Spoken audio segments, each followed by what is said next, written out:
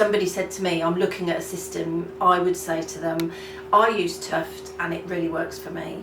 I've been an animal person all my life, so growing up and that, we always had dogs and horses. When COVID hit and I needed to back out to work, a lot of my friends sort of said to me, you groom your own dog, why don't you look at being a dog groomer? We need them, there's not many out there.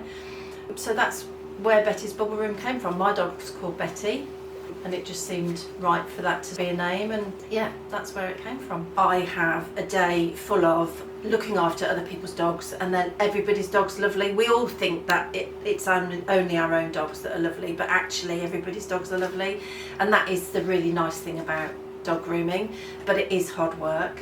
We used paper and a diary, and you just then get to a stage where you can't ring everybody for an appointment, you can't text everybody, you're open to a mistake waiting to happen, really.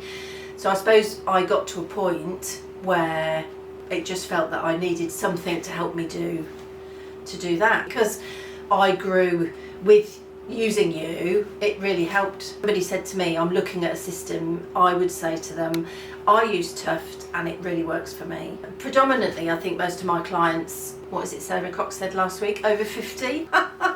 So not necessarily into apps and all that sort of stuff, but definitely love the appointment reminder. So the fact they don't have the app, they get that text message 48 hours before, 24 hours before, and I think that really helps, and I do get a lot of comments about that. It really helps to have that.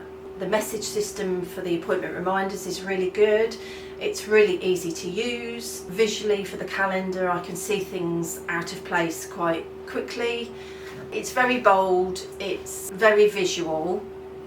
It is just, and it does sort of, you can look at it and think, I understand what that's going to do, or I understand where that's going to go. And I just think it is very easy to use.